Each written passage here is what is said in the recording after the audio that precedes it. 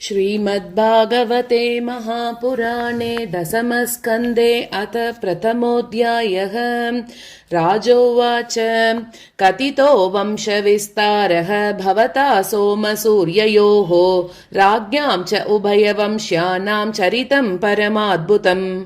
यदोश्च धर्मशीलस्य नितरां मुनिसत्तम तत्रांशेनावतीर्णस्य विष्णोर्वीर्याणि शंसनः।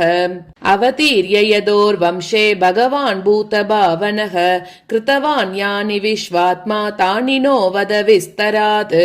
निवृत्ततर्षैरुपगीयमानात् भवौषधात् श्रोत्रमनोभिरामात् क उत्तमश्लोकगुणानुवादात् पुमान् विरज्येत विना पशुघ्नात्। पितामहा मे समरे मरञ्जयैः देवव्रताध्यातिरतैस्तिमिङ्गिलैः तुरत्ययं कौरवसैन्यसागरं कृत्वा तरन्वत्सपदं स्म यत्प्लवाः। द्रौण्यस्त्रविप्लुष्टमिदं मदङ्गं सन्तानबीजं कुरु पाण्डवानां जुगोपकुक्षिं गत आत्तचक्रः मातुश्च मे यः शरणं गतायाः। वीर्याणि तस्या किल देहभाजाम् अन्तर्बहिर्पूरुषकालरूपैः प्रयच्छतो मृत्युमुतामृतं च माया मनुष्यस्य वदस्व विद्वन्। रोहिण्यास्तनयः प्रोक्तः रामः सङ्कर्षणस्त्वया देवक्या गर्भसम्बन्धः कुतो देहान्तरं विना। कस्मान्मुकुन्दो भगवान् पितुर्गेहात् व्रजं गतः क्व वा संज्ञातिभिः सार्धं कृतवान् सात्वतां पतिः। व्रजे वसन् किम् अकरोत् मधुपुर्यां च केशवः भ्रातरं चावतीत् कंसं मातुरद्धा अतदर्हनम्। देहं मानुषमाश्रित्य कतिवर्षाणि वृष्णिभिः यदुपुर्यां सहावात्सीत् पत्न्यः कत्यभवन् प्रभोः। एतदन्यश्च सर्वं मे मुने कृष्ण विचेष्टितं वक्तुमर्हसि सर्वज्ञ श्रद्धदानाय विस्तृतम्। नैषाति दुस्सहाक्षोन्मां त्यक्तोदम् अपि बाधते पिबन्तं त्वन्मुखाम्भोजच्युतं हरिकथामृतम्। सूत उवाच एवं निशम्य भृगुनन्दन साधुवादं वैयासकिः स भगवान् अथ विष्णुरातं प्रत्यर्च्य कृष्णचरितं कलिकल्मषग्नं व्याहर्तुमारब्ध भागवत प्रदानः। श्रीशुक उवाच सम्यग् व्यवसिता बुद्धिः तव राजर्षि सत्तम वासुदेव कथायां ते यज्जाता नैष्टिकी रतिः।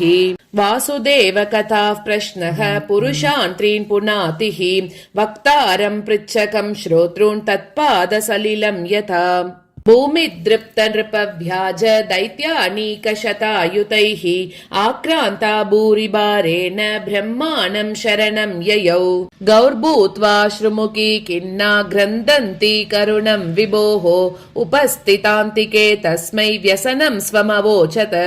ब्रह्मा तद् उपधार्यात सह देवैस्तया सह जगाम सत्रिनयनः तीरं क्षीरपयोनिदेहे। तत्र गत्वा जगन्नाथं देवदेवं वृषाकपिं पुरुषं पुरुषसूक्तेन उपतस्ते समाहितः। गिरं समादौ गगने समीरितां निशम्य वेदास्त्रिदशानुवाचः।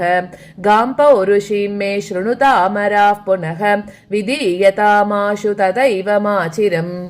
पुरैव पुंसावधृतोदराज्वरः भवद्भिरंशै यदुषु उपजन्यतां स यावदुर्व्यापरमीश्वरेश्वरः स्वकालशक्त्या क्षपयन् चरेद् भुविः। वसुदेव गृहे साक्षात् भगवान् पुरुषः परः जनिष्यते तत्प्रियार्थं सम्भवन्तु सुरस्त्रियः। वासुदेव कलानन्तः सहस्रवदन स्वराट् अग्रतो भविता देवः हरेः प्रियचिकीर्षया। विष्णोर्माया भगवती यया सम्मोहितं जगत् आदिष्टा प्रभुनांशेन कार्यार्थे सम्भविष्यति। श्रीशुक उवाच इत्यादिश्यामरगणान् प्रजापतिपतिर्विभुः आश्वास्य च महीं गीर्भिः स्वधाम परमं ययौ। शूरसेनो यदुपतिः मधुरामावसन् पुरीं माधुरान् शूरसेनांश्च विषयान् बुभुजे पुरा। राजधानी तत् ततः साबूत् सर्वयादव भूभुजाम् मधुरा भगवान् यत्र नित्यं सन्निहितो हरिः तस्यां तु कर्हिचित् शौरिः वसुदेव गृहोद्वहः देवक्या सूर्यया सार्धं प्रयाणे रथमारुहत् उग्रसेन सुतः कंसः स्वसुः प्रियचिकीर्षया रश्मीन् हयानां जग्राह रौक्मैरतशतैर्वृतः चतुश्शतं पारिबर्हं गजानां हेममालिनाम्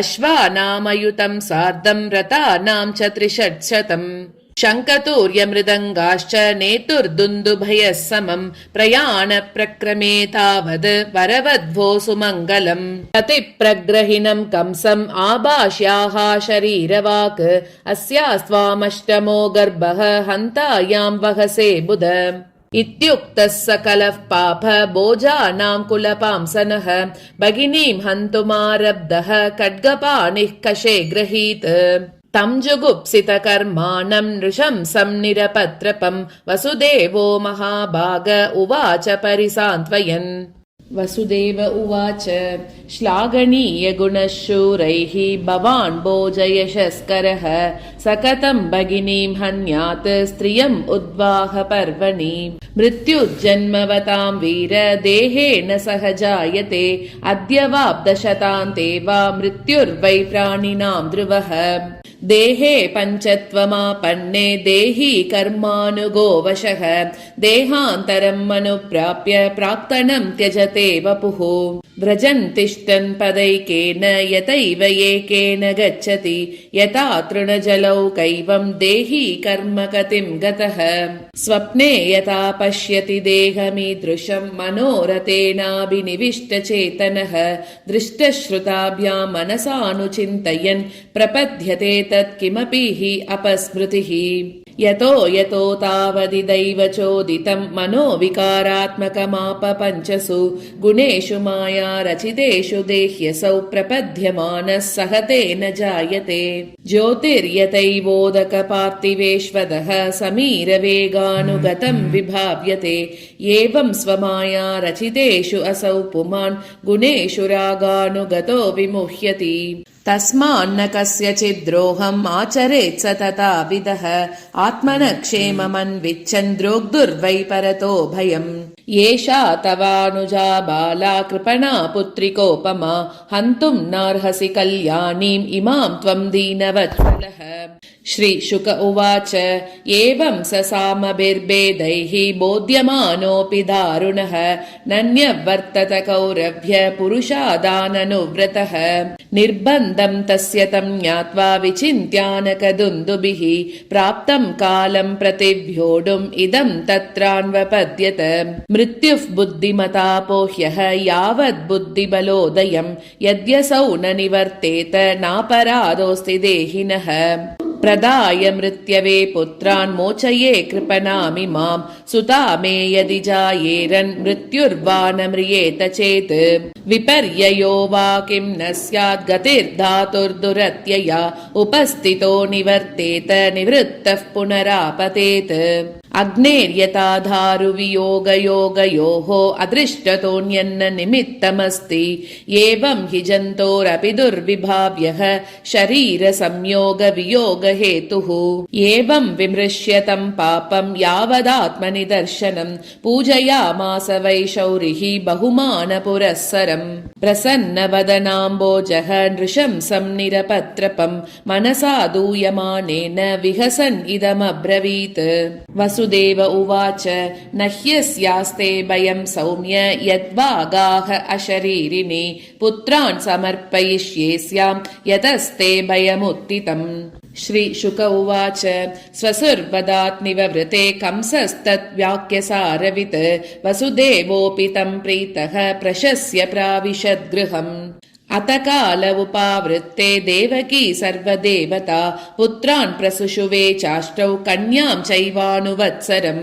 कीर्तिमन्तं प्रथमजं कंसायानकदुन्दुभिः अर्पयामास कृच्छ्रेण सोऽनृतात् अतिविह्वलः किं दुःसहं नु साधूनां विदुषां किम् अपेक्षितं किमकार्यं कदर्यानां दुस्त्यजं किं धृतात्मनाम् दृष्ट्वा समत्वं तच्छौरेः सत्ये चैव व्यवस्थितम् कंसस्तुष्टमना राजन् प्रहसन् इदमब्रवीत् प्रतियातु कुमारोऽयं न ह्यस्मादस्ति मे भयम् अष्टमाद्युवयोर्गर्भात् मृत्युर्मे विहितः किल ततेति सुतमादाय ययौ आनकदुन्दुभिः नाभ्यनन्दत तद्वाक्यम् असतो विजितात्मनः नन्दाध्याये व्रजे गोपा याश्चामीषां च योषित वृष्णयो वसुदेवाद्या देवज्ञात्या यदुस्त्रियः सर्वे वै देवता प्राया उभयोरपि भारत ज्ञातयो बन्धुसुहृदः ये च कंसम् अनुव्रताः एतत् कंसाय भगवान् शशंसाभ्येत्य नारदः भूमेर्भारायमानानां दैत्यानां च वदोद्यमम् ऋषेर्विनिर्गमे कंसः यदून्मत्वा सुरानिति देवक्या गर्भसम्भूतं विष्णुं च स्ववदं प्रति देवकीं वसुदेवं च निगृह्य निगडैर्गृहे जातमहन् पुत्रं तयोरजनशङ्कया मातरं पितरं भ्रातॄन् सर्वांश्च सुहृदस्तदा घ्नन्ति ह्यस्त्रुपो लुब्धा राजानः प्रायशो भुवि आत्मानमिह संज्ञातं जानन् प्राग्विष्णुना हतं महासुरं कालनेमिं यदुभिः स व्यरुध्यत उग्रसेनं च पितरं यदुभोजान्तगाधिपं स्वयं निगृह्य बुभुजे शूरसेनान् महाबलः इति श्रीमद्भागवते महापुराणे पारमहंस्यां संहितायां दशमस्कन्धे पूर्वार्धे श्रीकृष्णावतारोपक्रमे प्रथमोऽध्यायः।